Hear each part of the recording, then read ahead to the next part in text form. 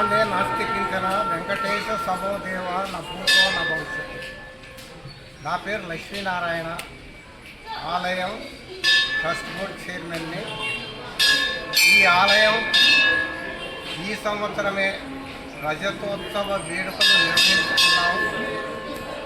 దాదాపుగా 25 సంవత్సరాల నుంచి కూడా నిరంతరంగా భక్తి ప్రపత్తుల చేత ఆలయంలో స్వామి సేవలు నిర్వహించుకుంటున్నాం. పూజలు కార్యక్రమాలు నైవేద్య కార్యక్రమాలు నిర్వహించుకుంటున్నాం.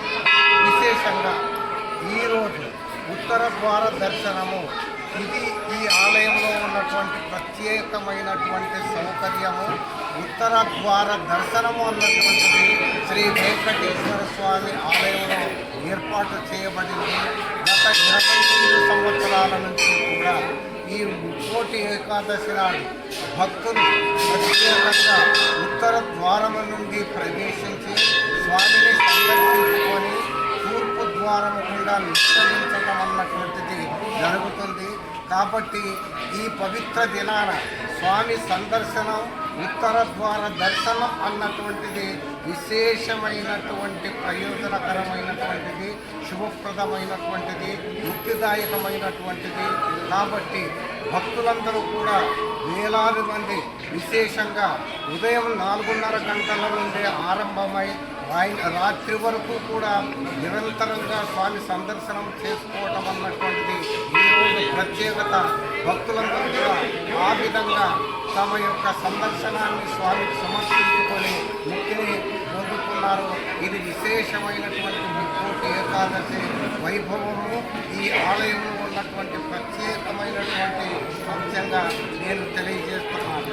భక్తులకు ఏ విధంగా ఏర్పాట్లు చేశారు? భక్తులకు ఏర్పాట్లు ఉన్నటువంటి ఉదయం 4:30 గంటలకే ఆరంభమవుతుంది. భక్తులందరూ కూడా వరుస క్రమంలో అంతమంది ఉన్నా కూడా ఈ ఆలయంలో క్రమశిక్షణ అన్నటువంటి నియమ నిబంధనలు ఉన్నటువంటివి ప్రత్యేకంగా ఉంటాయి.